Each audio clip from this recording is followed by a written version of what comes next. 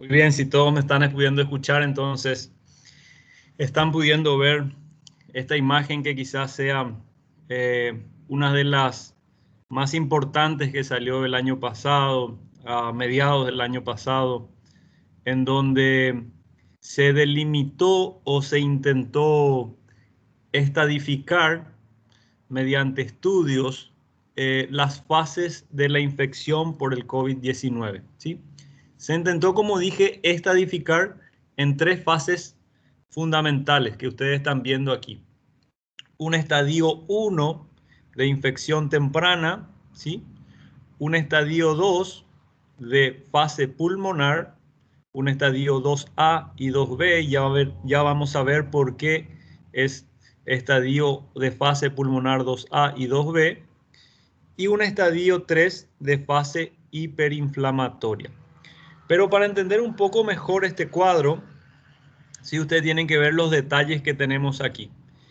En esta línea vertical habla sobre la gravedad de la enfermedad, o sea, a partir del tiempo que va a transcurrir desde la primera fase hasta la última, va a haber un deterioro probable de nuestro estado de gravedad del paciente. Y en la línea horizontal que estamos viendo aquí abajo, hay una notificación en cuanto al tiempo que va a ir transcurriendo. Entonces, dijimos que tenemos tres fases, ¿sí? Y en la primera fase, en la fase infecciosa, hay un periodo en donde el virus va a tener mayor actividad y mayor multiplicación. Esta primera fase de infección temprana, ¿sí? Donde va a haber signos y síntomas muy típicos. Pero ustedes ya estudiaron, ya saben o ya vieron que antes que se inicie esta fase de actividad viral, antes que empiece con esta infección temprana y empiecen los síntomas un poco más clásicos de la enfermedad, inclusive teníamos una fase de incubación, que yo lo voy a poner aquí a la izquierda de la imagen, ¿sí? O vamos a empezar a pensar que tengamos una fase de incubación previa a la fase de infección. Y en esa fase de incubación, el virus también empieza a replicarse o empieza a multiplicarse. Y lo más molesto para todos los epidemiólogos es que en esta fase de incubación, el paciente también puede contagiar o también puede, digamos, eh, hacer que el virus se propague, digamos, de persona a persona. Entonces, cuando empiezan los síntomas, este sería el día 1, aquí donde empieza nuestra flecha, el paciente empieza obviamente a tener sus manifestaciones como fiebre, como congestión nasal, dolor de garganta, puede al comienzo tener una tos seca, puede en esta primera fase ya manifestarse con una pérdida del olfato, una anosmia. Anosmia es la denominación para aquella manifestación en donde el paciente pierde el olfato, una disgeusia, o sea, una alteración o una disociación en el gusto. Entonces, esta fase primaria donde hay mayor manifestación clínica, hay una gran actividad viral. Pero ustedes están viendo también en la imagen que va disminuyendo la actividad viral a medida que los días están pasando. O sea, Isso. llegado el día 8, el día 9, ¿sí? Professor, o senhor podia colocar o slide em tela inteira? Sí, sí, sí, por supuesto. Graças, graças. Creo que es con esta imagen. Sí, se ve un poquito mejor aquí. Bien, entonces, Mejor. decíamos que si en esta primera fase, donde la actividad viral eh, era muy manifiesta y la replicación y la multiplicación del virus era muy manifiesta. También la capacidad de contagio, si el paciente genera aerosoles, es mucho mayor también. O sea, tenemos una gran capacidad de aerosolizar, ¿sí? Porque la tos, porque el hablar y porque generar, digamos, cierto tipo de gotículas hacen que se pueda multiplicar o se pueda, digamos, propagar mucho más fácil el virus. Pero a medida que pasa el tiempo, día 7, 8, 9, 10, entra en otra fase pulmonar, y fíjense acá habla de una fase mixta o pulmonar, en donde ya disminuye la actividad viral, pero empiezan los deterioros del órgano blanco que va obviamente a manifestarse con una neumonía. Y en esta fase es donde básicamente el COVID se va a definir. Si va a ser en un cuadro leve, va a decir día 7 o día 8, va a ser nada más que una infección de vías aéreas superiores. Día 9, día 10 va a tener manifiesto su neumonía, y esa neumonía puede ser una neumonía leve o una neumonía moderada. Y a partir del día 11 es donde empiezan a iniciarse todos estos fenómenos inflamatorios. Analicemos un poquito las imágenes que la doctora nos dejó anteriormente. Esto entonces es lo que sucedería, esto es dibujado con la mano de la doctora, esto es lo que sucedería en la primera fase inflamatoria o en la fase de actividad viral del COVID-19. Entonces, donde tenemos tos, teníamos sensación febril, teníamos un proceso inflamatorio porque estos macrófagos iban a empezar a liberar interleucinas, interleucina 6, es muy bien estudiada la interleucina 6 y los fenómenos que van a producir esta cascada de la interleucina 6. Se va a liberar factor de necrosis tumoral alfa, interleucina 8, ¿sí? También se van a liberar factor activador de plaquetas y empieza un fenómeno en donde básicamente tenemos una hiperinflamación a nivel del alveolo, ¿sí? Este es el primer momento en donde comienzan a entrar, digamos, el virus y empiezan a manifestarse. Una vez que la fiebre cede, una vez que el cuadro empieza a manifestarse con otro tipo de manifestaciones, como pueden ser la dificultad respiratoria, como puede ser la diarrea, como puede ser la taquipnea, como estamos viendo aquí. Fíjense, en esta otra fase ya empezó a disminuir la fiebre, pero tenemos más disnea, o sea, dificultad para respirar. Hay una disminución de los niveles de oxígeno a nivel de la ventilación. Fíjense, ya el neumocito tipo 2 ya no tiene la capacidad de realizar ese intercambio de gases, ¿sí? No puede salir el dióxido de carbono y no puede ingresar el oxígeno por la membrana alveolo capilar. Entonces empiezan a haber manifestaciones muy marcadas a nivel de nuestro paciente. O sea, empezamos a tener grados moderados o severos de hipoxemia, ¿sí? Entramos en una fase pulmonar ya en este caso. Y obviamente lo que va a marcar esta fase pulmonar va a ser el colapso del alveolo. Muchos pacientes le van a preguntar, doctor, pero ¿qué es lo que sucede en el COVID-19? ¿Qué es lo que pasa? ¿Por qué es que tenemos esa tos seca y no hay secreción y ustedes, los médicos, hablan de neumonía, de la clásica neumonía? Porque en realidad esta no es una neumonía clásica, sino que es una neumonía, si la podríamos describir de forma atípica, en donde el alveolo ya no tiene su arquitectura normal, ya no mantiene su forma o su estructura normal, y se van, digamos, deteriorando o se van colapsando los alveolos periféricos de afuera, o sea, los alveolos que están mucho más hacia afuera, y van progresando hacia el centro.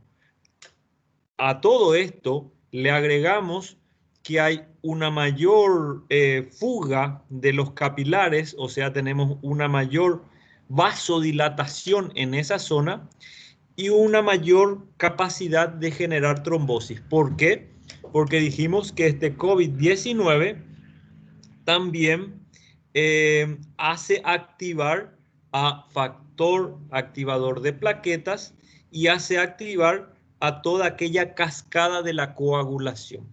Bien, entonces ya estudiamos que tenemos una primera fase de mayor actividad viral y de inflamación, y tenemos una segunda fase pulmonar en donde va a haber un colapso del alveolo. Ya superada esas dos fases del COVID-19, entramos en una tercera fase donde ya quedan básicamente las secuelas de lo que fue el rápido deterioro de este COVID-19, donde ya no tenemos alveolo funcionante, donde solo queda, digamos, una formación totalmente anormal, queda una gran producción de trombosis y entramos en una fase, sí, fíjense, ya terminó la fase de actividad viral, esto puede ser por el día 12 aproximadamente terminó, y nuevamente estudiemos aquí, por eso les decía que en la primera fase, allá por el día 6 o el día 7, el paciente ya se puede hospitalizar, día 7 o día 8, esos son los momentos en donde mayormente vemos que los pacientes vienen a consultar y donde tenemos que tomar la decisión, donde le dejamos internado o no. Progresa la enfermedad, ¿sí? Fíjense, va progresando y la gravedad y el deterioro va a ser cada vez mayor.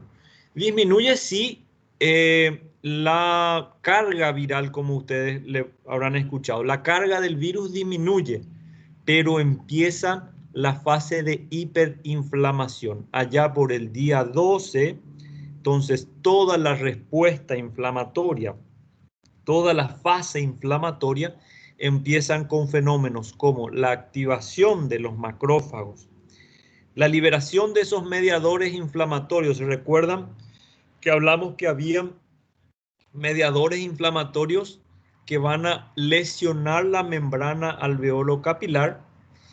Y aquí en día 12 o día 13 es donde nuestro paciente puede llegar a una situación que me gustaría muchísimo que ustedes estudien o sean curiosos en conocer este fenómeno que se llama síndrome de distrés respiratorio agudo.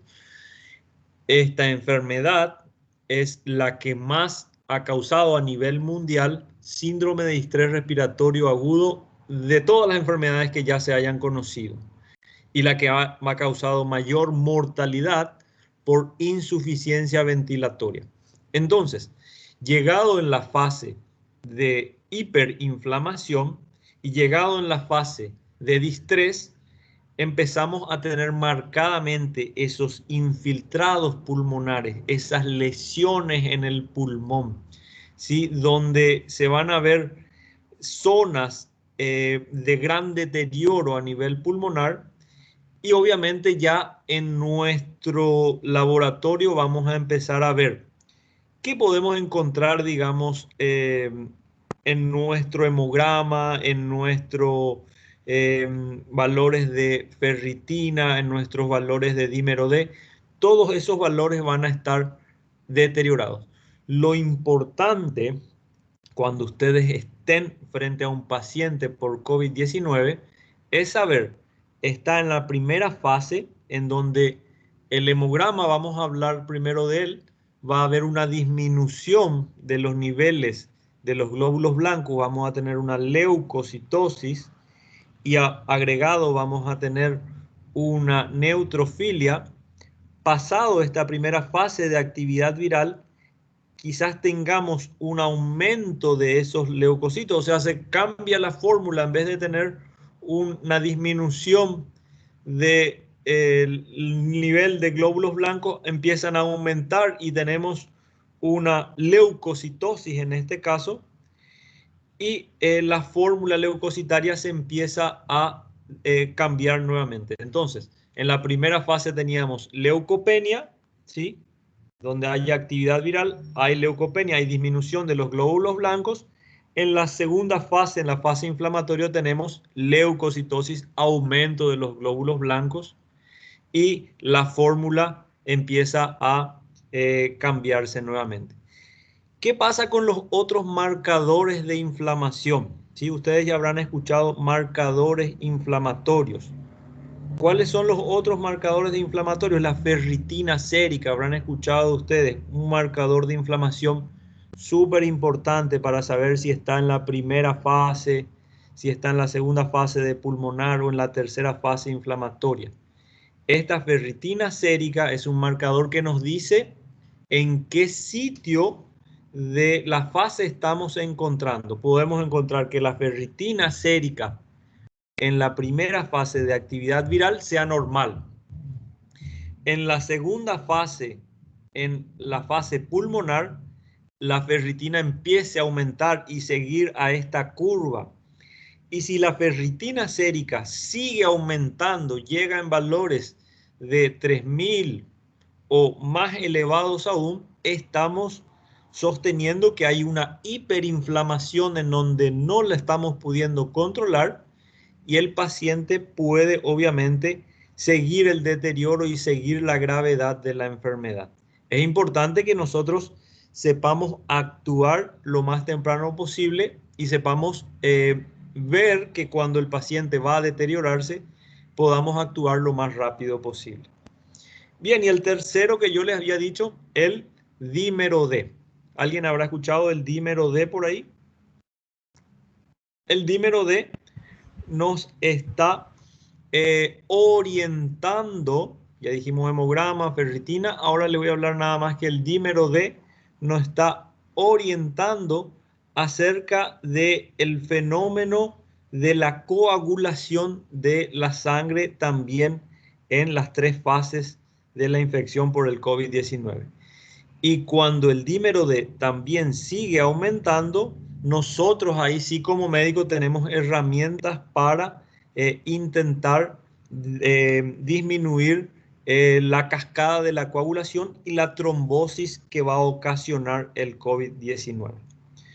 Bien, pero ustedes me pueden preguntar, doctor Alejandro, ahora 26 de mayo del año 2021, ¿existe algún tratamiento estándar o existe algún tratamiento, una medicación que nos pueda ayudar a detener todas estas fases de inflamación y de multiplicación del virus? Hasta el día de hoy no existe un solo medicamento que haya sido totalmente, digamos, aprobado o haya sido demostrado que mejora, digamos, aquellos pacientes que van a sufrir las formas graves de la enfermedad. Sí, existen muchos estudios sobre medicamentos que se hayan utilizado, como el Remdesivir, como el Favipiravir, como el Tocilizumab, que en esta ventana de oportunidad puede evitar que el cuadro siga avanzando, que la replicación del virus siga deteriorando nuestro pulmón, y entonces tengamos quizás una mejoría de las fases hiperinflamatorias, porque el fenómeno más complicado es llegar a la fase hiperinflamatoria con un paciente muy deteriorado. Bien, entonces, llegado a esta fase o esta ventana de oportunidad, aquí es donde los médicos se han sentado y han, digamos, visto cuáles son los mejores tratamientos que tenemos disponibles. Si yo le decía que el problema va a ser la replicación del virus, si el problema es la coagulación que ocasiona el virus, si el problema está en la inflamación o la hiperinflamación que ocasiona el virus, nosotros tenemos que actuar sobre la coagulación, tenemos que actuar sobre la inflamación y tenemos que actuar sobre la actividad viral. Y repasemos un poquito qué es lo que podemos hacer. Para la fase de mayor coagulación o de mayor producción de trombosis, existe un medicamento, sí, que estamos todos de acuerdo y que funciona y que ayuda a que la coagulación se mantenga controlado. Y de ese medicamento estoy hablando a nivel mundial, la heparina de bajo peso molecular o los anticoagulantes, podríamos hablar en general, pero la medicación por excelencia es la heparina de bajo peso molecular. Entonces, el medicamento que podemos utilizar ya en fases tempranas, ¿sí? Cuando estamos en esta primera fase, en día 7 o día 8, es utilizar heparina y evaluar, como yo le había dicho, con el dímero D, cómo va avanzando esta cascada de coagulación. Eso por un lado. Miren que la pandemia avanzó más rápido en este caso que la ciencia. Adelante iba la pandemia y la ciencia iba muchos pasos atrás. Y entonces, lo que encontró la ciencia luego de que la pandemia avanzó es que esta fase de inflamación o de hiperinflamación se podía mejorar con una medicación conocida también por todos, que es un glucocorticoide, ¿sí? O a los glucocorticoides ayudaban a que la fase de respuesta inflamatoria, pero sepamos bien que en el momento oportuno, al paciente oportuno y con las condiciones oportunas, un corticoide nos puede ayudar. Y nuevamente, como en la fase de coagulación nos ayudaba la heparina, en la inflamación nos ayuda la dexametasona, ¿sí? Entonces, a los pacientes en general se les puede utilizar después del día 8, del día 9, y si el paciente amerita porque tiene necesidad de oxígeno suplementario, instalar también dexametasona para disminuir esta fase de hiperinflamación o aminorizar la respuesta inflamatoria que pueda tener en el COVID-19. Y obviamente que el pulmón ayude a disminuir todos esos fenómenos inflamatorios. Lo que hacía la dexametasona es disminuir la cascada de las interleucinas o disminuir la liberación de esos mediadores inflamatorios, todos aquellos, la interleucina 1, la interleucina 6, que disminuyan en su producción y entonces el paciente obviamente puede tener una mejor progresión y una menor llegada a la terapia intensiva. Entonces ya tenemos medicamento para la coagulación, ya tenemos medicamento que puede ayudarnos en la fase de respuesta inflamatoria, y lo que nos faltaría es el medicamento que nos ayude a disminuir la replicación y la actividad viral. Y ahí sí que no tenemos muy bien claro cuál es el medicamento que mejor puede llegar a funcionar. Tenemos muchos fármacos, inclusive como el favipiravir, ustedes por ahí habrán escuchado. Favipiravir es un medicamento que anteriormente se utilizaba para otras enfermedades como eran las enfermedades respiratorias por influenza, pero hasta ahora ningún fármaco, ni favipiravir, ni remdesivir, ni medicamentos como antibióticos hayan demostrado que mejoran la actividad viral o que disminuyen la actividad del virus por COVID-19. Bien, entonces, si podemos englobar un poquito aquí todo lo que sucede con esta enfermedad. La entrada de los coronavirus, ustedes ya vieron que al interior de las células respiratorias se produce por el contacto de ese spike con la cápside viral con los receptores en la célula diana. ¿Y cuáles son los receptores que les van a estar esperando?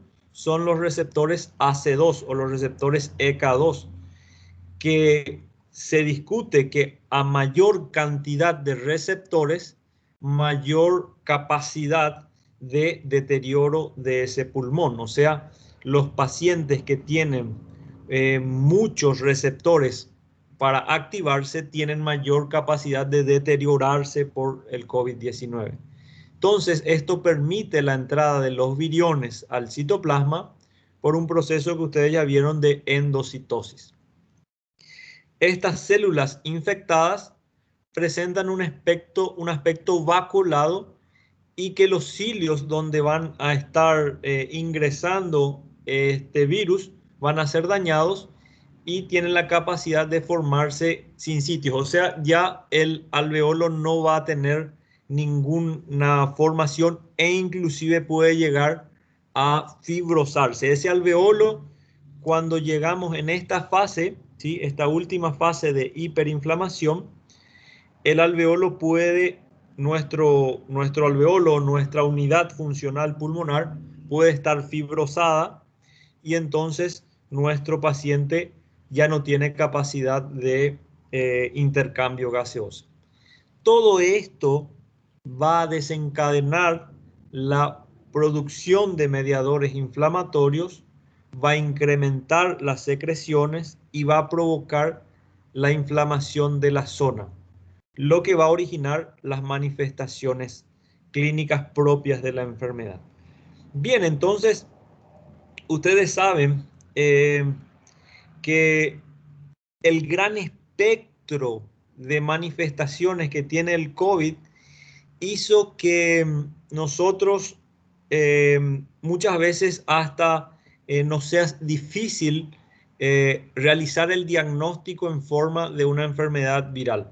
O sea, la gran capacidad de tener muchas manifestaciones hizo que nuestro cuadro sea más difícil aún de poder controlarlo. Porque en esta primera fase teníamos tos, teníamos fiebre, teníamos dolor de garganta, podíamos tener anosmia, podíamos tener disgeusia.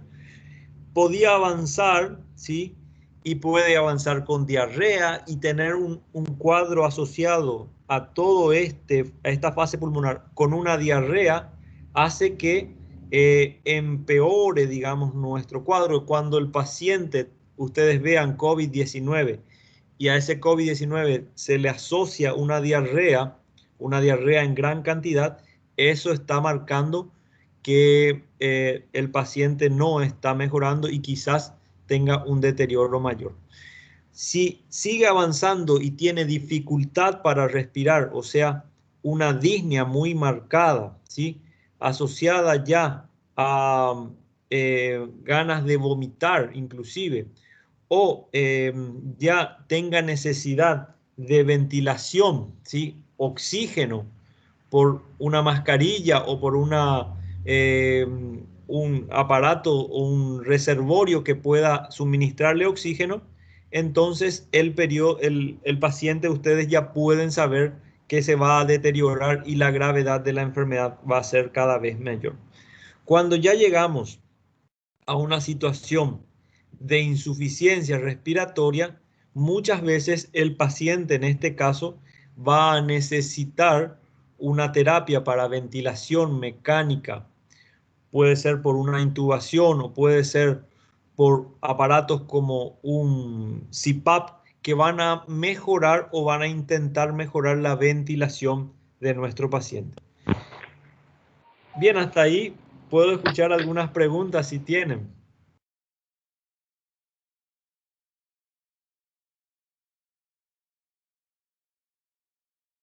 Se alguém me quiere... Sim. Diante disso tudo que o senhor expôs aí, Sim. eu fiquei com a dúvida porque a gente ouve que nessa primeira fase aí já deveria se administrar tanto a ivermectina quanto um antibiótico. Bien, Mas o sí. senhor, pelo que eu entendi, o senhor disse que ele não vai resolver o problema.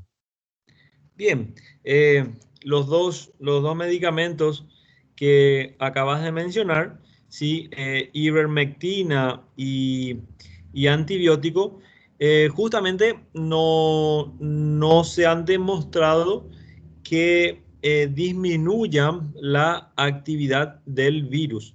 Si bien, ivermectina tenía, digamos, medio punto a favor, porque se ha demostrado in vitro, ¿sí? ¿Se recuerdan que una clase pasada nosotros hablamos de la medicina basada en evidencias y dijimos que los estudios in vitro, ¿sí? Son estudios laboratoriales, no están demostrados en personas y ni en poblaciones, y este medicamento, este fármaco, la ivermectina, hacía que disminuya la replicación del virus, pero estudios in vitro, o sea, trabajos que han demostrado que a altas dosis del fármaco disminuía la replicación del virus. El problema está que también estamos hablando, como todo medicamento, que tenga una reacción adversa. En cuanto al otro, los antibióticos, eso sí está súper discutido y súper, digamos, en debate, porque estamos hablando de un cuadro viral y sí, y voy a poner la mano sobre la Biblia y decir, yo también he utilizado antibióticos en COVID-19, ¿sí? Y hemos experimentado, como todos en esta pandemia, eh, a los distintos tipos de antibióticos que pueden existir. Eh, pero en la ciencia nos ha demostrado que, llámese el antibiótico que sea, acitromicina o amoxicilina o levofloxacina, no disminuyen la actividad viral. Ahora bien, sí podemos tener asociado por COVID-19 una neumonía bacteriana. Y aquí ya les voy a hablar de más experiencia que evidencia. En la experiencia nos dicen que los cuadros virales, ¿sí? Le hacen la cama o le hacen la posibilidad de que una infección bacteriana sobreagregada pueda comenzar a desarrollar también una neumonía. Entonces, sí está demostrado o sí está, digamos, avalado que uno pueda utilizar un antibiótico para mejorar el cuadro de neumonía que puede estar sobreagregado. O sea, a punto de un COVID-19, porque ustedes saben, aquí actividad viral aumentó. Yo les dije glóbulos blancos disminuyeron. Si glóbulos blancos bajan, es mucho más sencillo para una bacteria poder atacar a ese organismo y entonces es mucho más fácil, digamos, que se pueda, digamos, desarrollar un cuadro infeccioso sobreagregado. Pero no es solamente la bacteria la que puede afectar, sino que también un hongo y sino que también los parásitos. Y entonces quizás hace que nuestro cuadro, si es asociado por una neumonía, se pueda asociar. Bien, pero si yo les tengo que enseñar, en estos casos, no recomendaríamos en esta fase inicial una ivermectina, ¿no? Y una acitromicina la pondría en duda y evaluaría paciente por paciente. O sea, tenemos que ver caso por caso al paciente que tenemos enfrente y ver, digamos, qué manifestaciones, qué clínica y qué tipo de deterioro se nos está presentando. Professor, Sí, profe, sí, de a uno me pueden preguntar, sí. Não, é porque assim, eu já vi umas aulas, né, um estudo até sobre meta-análise, sobre o efeito, entre aspas, antiviral da ivermectina em Sí, relação à osmose e os canais iônicos da célula do vírus. sí, E sí, aí sí. impediria, inclusive, na fase viral, da replicação dele.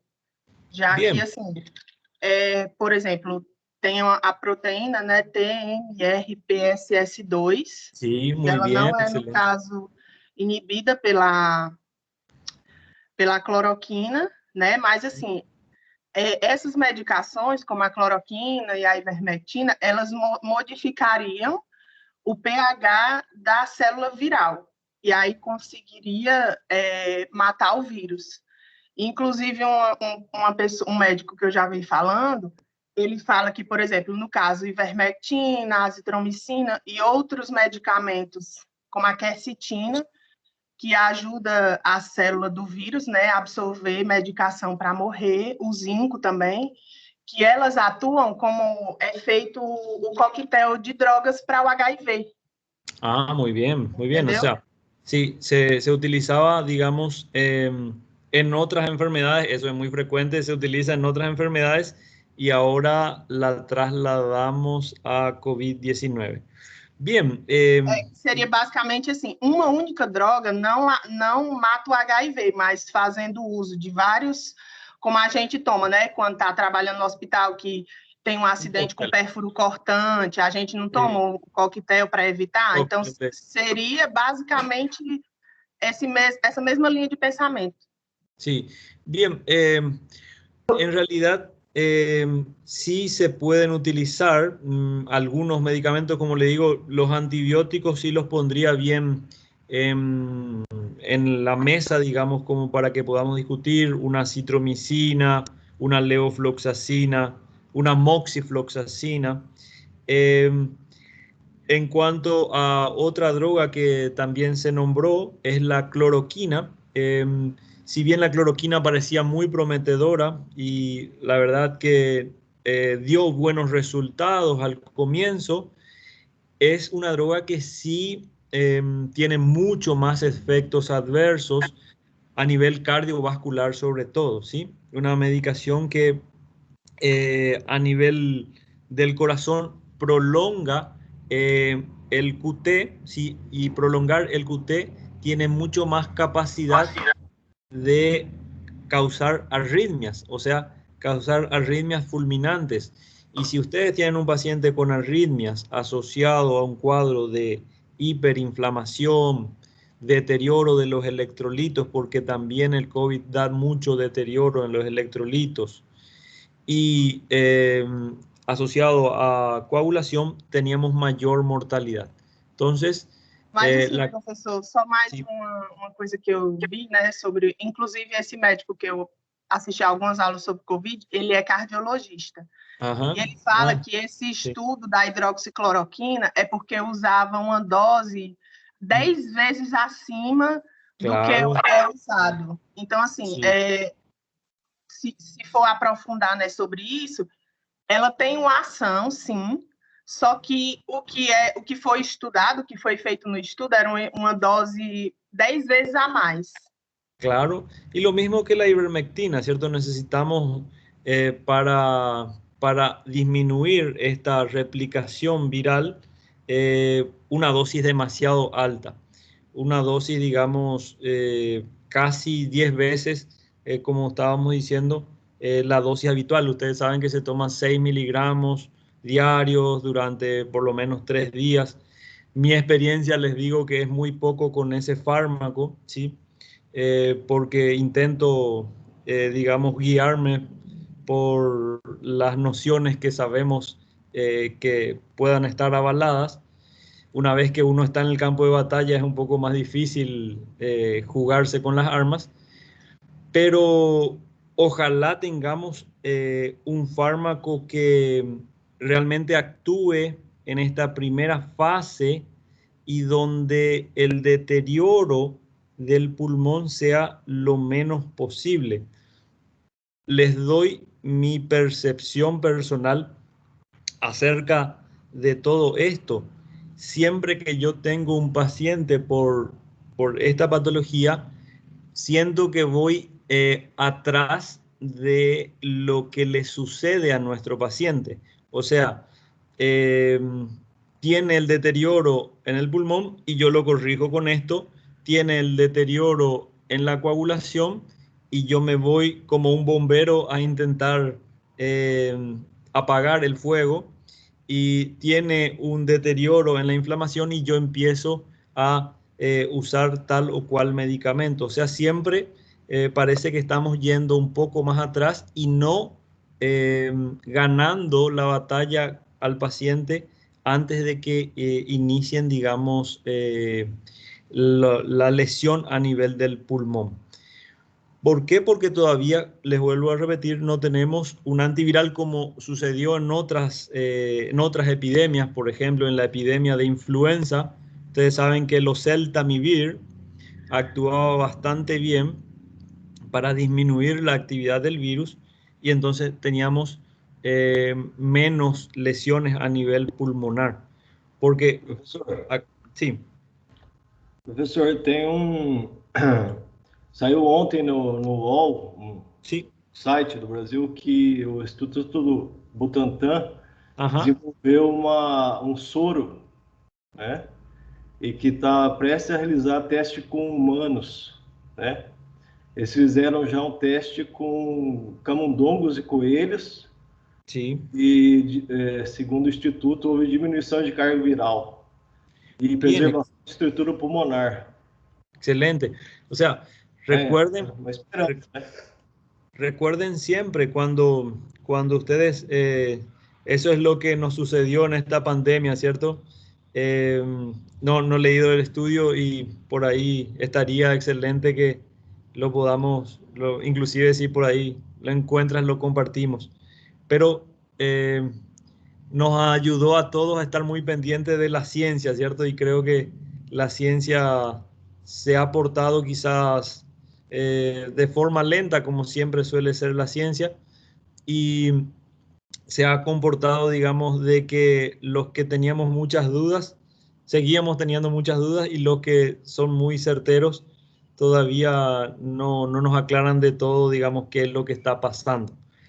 En cuanto a esto, si están en esa fase recién que van a iniciar a probar con humanos, para que se libere a la población va a pasar probablemente entre 6 meses o un poco más de tiempo.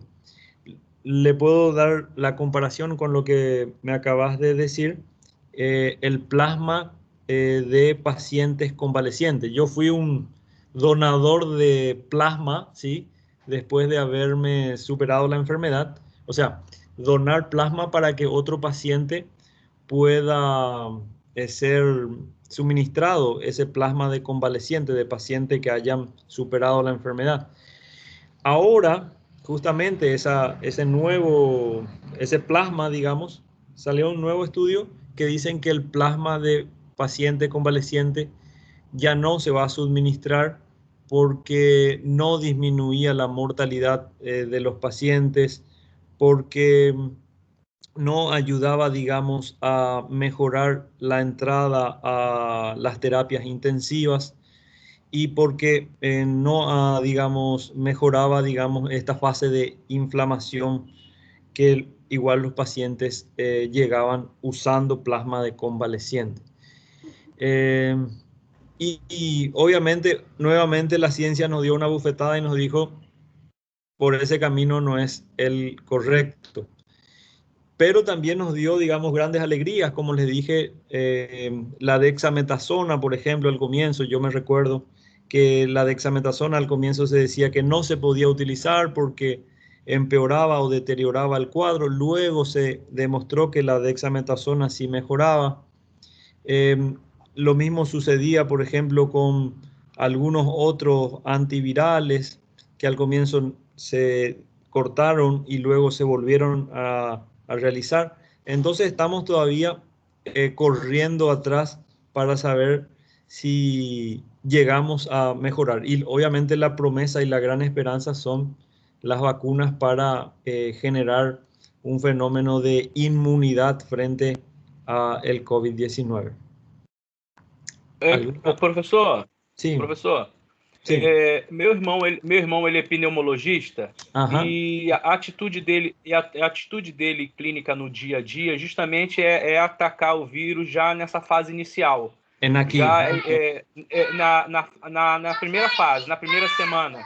Sim. E aí justamente é para não deixar desenvolver os sintomas. Então ele já administra o Tamiram como antibiótico, ele já administra o Xarelto como anticoagulante e ele administra a dexametasona como anti-inflamatório já nessa fase já inicial, entendeu? Justamente para não ter a desenvolver as outras fases, entendeu? Por exemplo, o Tamiram durante 7 dias, dexametasona durante 5 dias e um anticoagulante durante 10 dias. E na prática clínica dele, no dia a dia dele, vem tendo muito êxito com isso, não deixando desenvolver os sintomas, entendeu? Porque, segundo ele, quando começa a desenvolver os problemas respiratórios, geralmente complica a situação toda. Então ele já tem uma atitude assim, já tem uma intervenção precoce com os medicamentos para poder evitar a evolução da doença, entendeu? E na prática clínica dele vem tendo êxito. Bien, es lo que muy lindo lo que acabas de decir, porque justamente habla de esta ventana de oportunidad para evitar el deterioro. Fíjense el día que está diciendo aquí, día 6 hasta el día 12. Mientras antes, porque nosotros hacemos el diagnóstico generalmente en el día 5 de la enfermedad. Ustedes saben que hacer un hisopado o hacer un test, digamos, de antígeno o un test de PCR, generalmente sale positivo allá por el día 4 o día 5.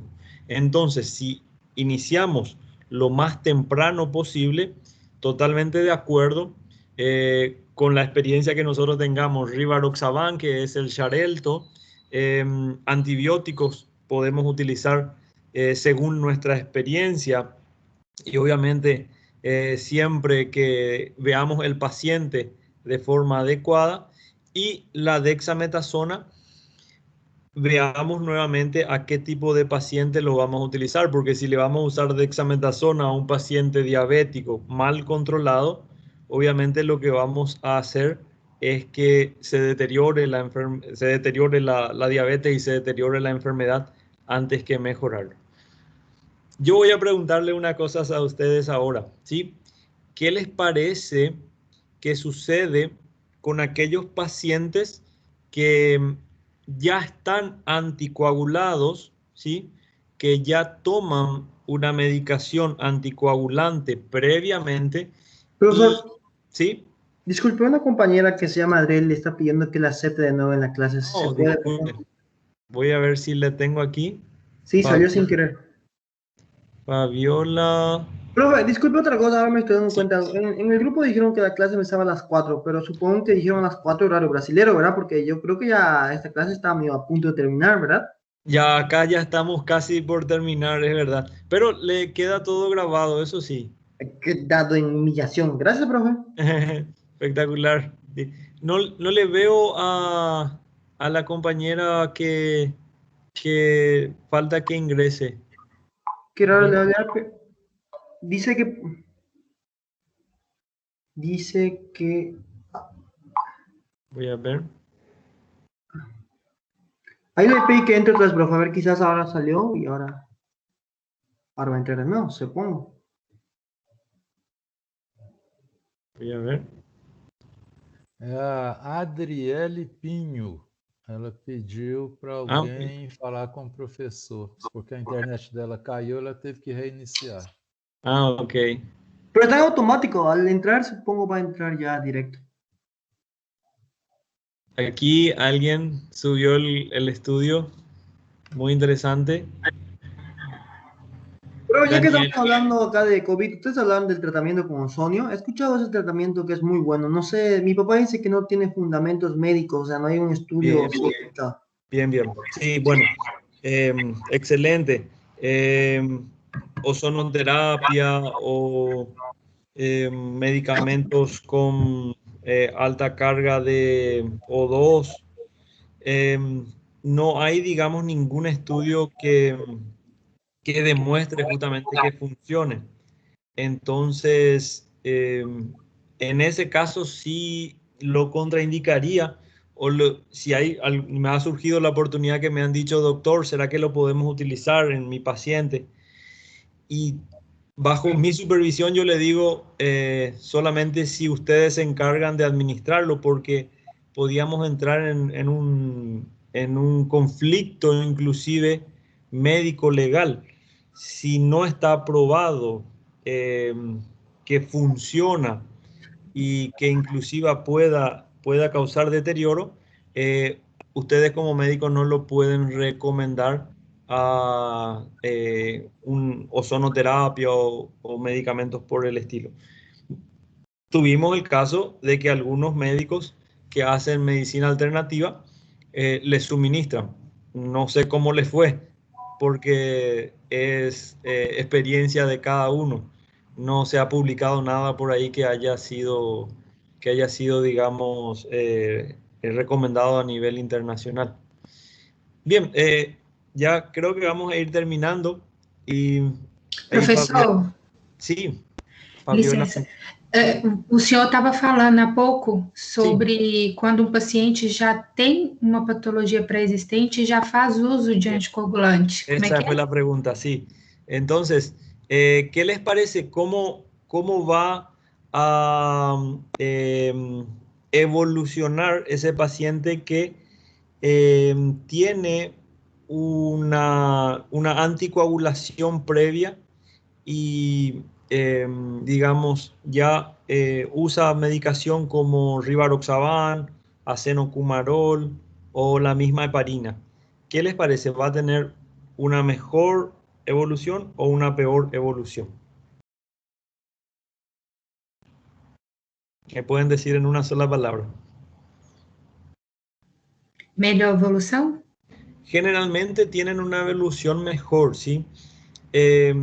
Los pacientes anticoagulados previos se ha demostrado que tenían mejor, digamos, evolución y menos deterioro para llegar a esta fase de hiperinflamación.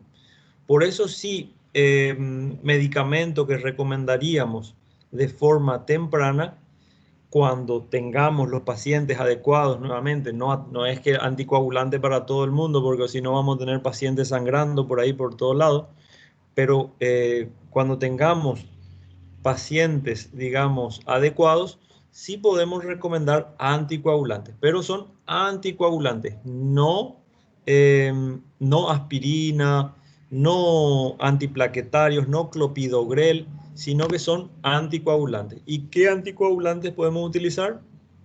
Por ahí un compañero dijo la propaganda de un producto, Xarelto, rivaroxaban. Podemos usar dabigatran, ¿sí? Por darles algunos nombres, dabigatran, que es también un anticoagulante, y el anticoagulante mejor demostrado, la heparina de bajo peso molecular. O sea, entonces lo que nos demostró, anticoagulación previa es mejor, o anticoagulación precoz ayuda a que el paciente tenga mejor evolución. Professor, Entonces, deveria tomar assim que diagnostica? Diagnosticou, já começaria a tomar? Disculpe, no te escuché bien. ¿A 5 días me dijiste? Assim que diagnostica, né? Que assim que determina que há COVID, aí já empieza a tomar. Sí, pero también va a depender de qué paciente. Si le podríamos dar de forma temprana. Yo diagnostico COVID y le puedo dar anticoagulante, pero ¿a quién? Esa es la pregunta. ¿Para todo el mundo? No, no es para todo el mundo. Si es una mujer obesa que tiene gran riesgo de formarse trombosis porque tiene varices, porque ya usa anticonceptivos, porque tiene el antecedente de tabaquismo, porque tiene diabetes asociado, o sea, tiene gran capacidad de trombosis, a ellos sí utilizar anticoagulación precoz. Pero si es joven, es deportista, no fuma, no es diabético, no es hipertenso, no tiene, digamos, necesidad de anticoagulación. Es mejor hacer que nuestro paciente tenga una buena capacidad de respirar antes que anticoagular. Recuerden siempre una frase: hay que evaluar el riesgo sobre el beneficio. El beneficio está bien. El paciente quizás no tenga trombosis, pero el riesgo también es que puedan sangrar. Si bien hemos visto poco sangrado con anticoagulación, pero pueden nuestros pacientes sangrar, y sangran por hemorragia digestiva, sangran las mujeres con una hemorragia ginecológica, podemos tener una hemorragia a nivel del sistema nervioso central. O sea, anticoagular también hay que evaluar a qué tipo de pacientes, porque pueden ser un riesgo también en algunos casos. Sí, cuanto antes, y sí a los pacientes adecuados, vamos a decir. Professor, Sim. posso fazer mais uma pergunta? Sim, por favor, por supuesto. Deixa eu te falar. No caso de um paciente que você falou do glucocorticoide, que usa por causa da inflamação, o paciente, então, com problema renal ou diabético, que não poderia fazer uso, qual outro anti-inflamatório usaria? Y ahí te quedarías corto. Sí. Hay que evaluar nuevamente porque mira que hemos tenido pacientes con nefropatía, hemos tenido pacientes diabéticos, pero aún así hemos utilizado glucocorticoides, porque no te quedan, dentro de los glucocorticoides solamente tendríamos 3, ¿sí? Tenés la dexametasona, tenés la hidrocortisona y como un medicamento más fuerte a la metilprednisolona, y uno más suave como la prednisona o prednisolona. Igual yo te diría, podés utilizar a dosis no muy alta el corticoide, pero siempre controlando la diabetes. O sea, si es nefrópata y si es diabético, más un desafío, digamos, para el médico, controlar, digamos, bien su diabetes. Y nos hemos visto ante ese desafío, un lindo desafío, vamos a decirle, porque la diabetes es una enfermedad que también está siempre presente y va a estar siempre, digamos, complicando a estos pacientes. Ahora bien, les voy a hacer nuevamente, le voy a hacer yo la pregunta, el retruco, vamos a decirle. Antes de preguntar aquí cómo estamos actualmente, yo les preguntaría a ustedes, con todo esto que ya ustedes vieron, ¿sí? Que en los pacientes que tienen un daño al alveolo, que tienen mayor capacidad de recepcionar al virus, o sea, que tienen mayor receptores de enzima convertidora de angiotensina. Mi pregunta sería, ¿a qué paciente le va peor y a qué paciente le puede ir mejor? ¿Qué grupo de pacientes ustedes creen que les va a ir peor y qué grupo de pacientes ustedes creen que no les va a ir tan mal? Primero le pregunto cuáles le va a ir mal, a cuál le va a ir mal de estos pacientes. Sempre os que tiverem comorbidades.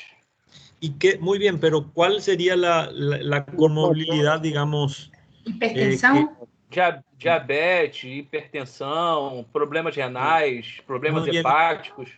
La que me dijo la compañera por ahí sería la enfermedad estrella, la hipertensión, ¿sí? La hipertensión y digamos, enfermedades consecuentes de la hipertensión. O sea, todo paciente hipertenso, y se ha visto que a mayor receptores de ECA2 estén activados o estén despiertos, peor le va a ir en su digamos, enfermedad. Y también a los pacientes obesos. ¿Por qué? porque los pacientes obesos tienen mayor cantidad de lípidos circulantes y esos lípidos circulantes hacen que el virus se ancle o se pueda, digamos, multiplicar con mayor facilidad, entonces tengan mucho mayor deterioro, ¿sí? Entonces el hipertenso y el obeso, mal pronóstico. No tanto así, ni siquiera se ha visto que el paciente que es tabaquista le ha ido tan mal como a los hipertensos y a los obesos.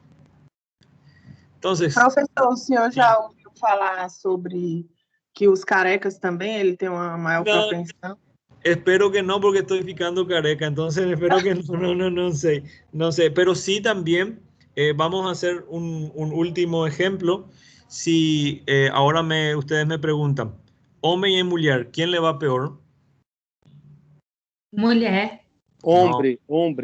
No, hombre, profe, Los hombres. Generalmente, de cada, vamos a decir, 4 a 5 contagiados por virus, ¿sí?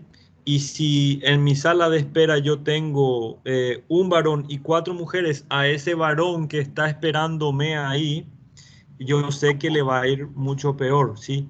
Y si ustedes analizan la estadística, la mortalidad de los hombres ha sido mucho mayor, ha duplicado la cantidad de hombres que han muerto. Y nuevamente caemos en la hipótesis de que los hombres tenemos mucho más receptores ECA2 que las mujeres. Y inclusive esta hipótesis se afirma mucho más porque ustedes saben crianciñas, las crianzas, los niños, ¿sí? Vieron que los niños se ha visto muy poco deterioro de neumonía por COVID y compañía. Han sido muy pocas las crianzas que se han visto porque tienen muy pocos receptores ECA2, o sea, no tienen mucha capacidad de que el virus se multiplique como es en los adultos mayores. Entonces, hombres... Sim? Não, os homens também, porque, assim, o que eu vi, né, porque está associado com a questão do hormônio de hidrotestosterona. Muy bien, entonces los hombres que mientras más andosterona tenemos, peor nos va también, digamos, ¿cierto? Y sí, la verdad que se ha visto los hombres, los obesos, los hipertensos y aquellos mayores por encima de 60 años tienen un mayor deterioro. Y no sé las experiencias que ustedes estarán viendo, ¿sí? Pero las experiencias que nosotros estamos teniendo actualmente es que estas nuevas mutaciones, estas nuevas formas del virus, estas nuevas mutaciones genéticas que están sufriendo el virus son cada vez más agresivas. Y eso era de esperarse muchas veces cuando empezó esta pandemia. ¿Qué les parece? Viendo pacientes muy graves. No entendí la última parte, profesor, porque Sí, para mí se entrecortó. Sí, que esta última mutación que estamos teniendo de el COVID-19, del virus del SARS-CoV-2, ha desarrollado formas mucho más graves que el año pasado, cuando recién era el inicio del cuadro, o ha disminuido, digamos, en las zonas donde ustedes están, la forma grave de la enfermedad. Você está falando da cepa indiana, professor? De la cepa, de las nuevas mutaciones. La verdad que hay muchísimas nuevas mutaciones. Cepa le está diciendo. Profesor, así, nosotros tenemos que entender que el virus sí o sí vai mutar. Pero quanto mais tiver oportunidade para mutar, isso que vai ser medidas não farmacológicas, sí o sí, não há de outra. Então, e óbvio, se plantel de vacunação pública para todos, seguro que vai diminuir e quedamos mais tranquilos. Pero agora é um desastre. Em Brasil, Índia, em outros países pobres, igual, porque no hicieron, se tendría que hacer. Sí, bueno, lo mismo. El virus tendrá que hacer una cosa, una mutación deletérea para él o para nós, o Así para tal nós. cual, muy bien, es así E tal cual. esse é o tema. Sí. E justamente o que está se cambiando é a proteína, é a parte de spike, Eso, é o que se acopla em la célula. E é justamente isso que o professor está dizendo, que sí ou sí pode se tornar mais deletéria para nós outros. E aí, mais vacunas, vão ter que se cambiar, é más tiempo, é todo eso. Así tal cual. Entonces, estamos viendo formas mucho más agresivas, formas mucho más, más agresivas, digamos, y esa fase de hiperinflamación inclusive se vuelve mucho más larga en los pacientes que estamos viendo. Sino anteriormente a los 21 días, a los 22 días, o el paciente iba a la terapia intensiva o mejoraba. Ahora tenemos 28, 30, 40 días de internación y el paciente continúa en una hiperinflamación constante. Me gustó mucho porque dijiste que el virus no nos va a matar a todos porque el virus quiere seguir estando entre nosotros, quiere seguir, digamos, haciendo su propagación. Sim, porque, por exemplo, comparando com o vírus de Ebola, ele se termina. Então, por si só, ele se termina, é um vírus, vamos dizer, burro, né? Sí, se autolimita. Este não. Sí. Este é muito vivo. Este es muy inteligente, vamos a decirle, sí. Entonces, se sigue propagando, entonces no nos mata, digamos, a la gran cantidad de la población, sino que nos sigue, digamos, haciendo efectos adversos. ¿Alguien más me quería preguntar algo por ahí? Profe, te queria Sí.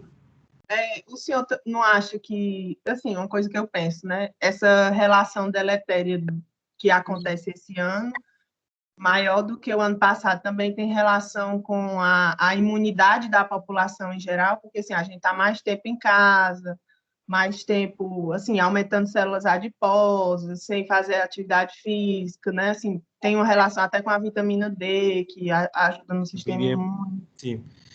Sí, influye y mucho, influye muchísimo.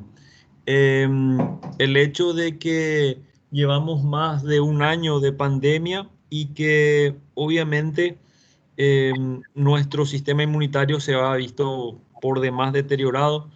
Bien dijiste que los niveles de vitamina D, y eso está muy demostrado, que cuando tenemos bajos niveles de vitamina D en sangre, el paciente tiene mayor deterioro, pero si bien se ha demostrado, por ejemplo, ustedes saben, la epidemia empezó en Wuhan y ese brote que hubo en esa zona tuvo, digamos, una afectación de menos del 5% de la población. En cambio ahora, con la gran cantidad de los brotes que estamos teniendo y con todo el personal de salud totalmente agotado, totalmente cansado, entonces las complicaciones que tienen por la enfermedad han sido muchísimo mayor. O sea, sí, nuestro sistema inmunitario está más fraco, pero nuestro sistema de salud está por demás saturado y estresado en mucha medida. Sí. A companheira Brenda diz uma coisa importante, pero que passa é o seguinte: antes da pandemia, o mundo todo está passando por um caso de obesidade mórbida. Todos estamos quedando de alguma classe gorda, entende? Então, independente da pandemia, né? A pandemia realmente só reforçou algo. Pero se nós outros tivéssemos novamente uma política de prevenção primária, estimulando as pessoas a sair com segurança, a ser caminhada das casas, como países de primeiro, países desenvolvidos, por exemplo, em Londres, que as pessoas foram sempre se tendría en todo cuanto é parte anuncios, propagandas para estimular as pessoas a hacer o que tendrían que hacer. Entonces, claro, isso vai diminuir muito a qualidade de vida da pessoa quedando dentro de casa, pero eu creio que é muito mais hábito da pessoa que já estava, a maioria, e a alimentação péssima, né? Não se alimenta de frutas, ensaladas e tudo isso. E é óbvio que vai passar mal. Isso não há de outra. Así mismo, Teodoro, realmente esa sería la segunda pandemia que viene por detrás, vamos a decir, la pandemia de obesidad, diabetes, hipertensión, enfermedades cardiovasculares, que inclusive fueron dejados de lado, que no se dieron el seguimiento necesario. E também a questão da saúde mental, né, professor? A saúde mental. As pessoas estão mais ansiosas, mais depressivas, né? Enfim, tem milhões de motivos para ter aumentado isso, diminuir qualidade de sono, qualidade de vida, etc. Bien, muchísimas gracias por hacerme recordar de la salud mental. La verdad que nuevamente nosotros como personal de salud estamos atravesando, creo que ahora les digo, el peor momento de insanidad mental, porque aparte de vernos en la situación de decidir por la vida de otra persona, estamos muy cansados, estamos muy agotados y tenemos que obviamente seguir batallando porque no nos quedan no quedan otros personales que nos puedan relegar. Entonces, esperemos que ustedes se formen pronto para poder después nosotros poder descansar un poco más. Profe, sí. Tengo una pregunta. Disculpen, voy a apagar la grabación y podemos responder la pregunta, ¿sí? Ahora sí. Profe, en Bolivia se hace un tratamiento con un producto llamado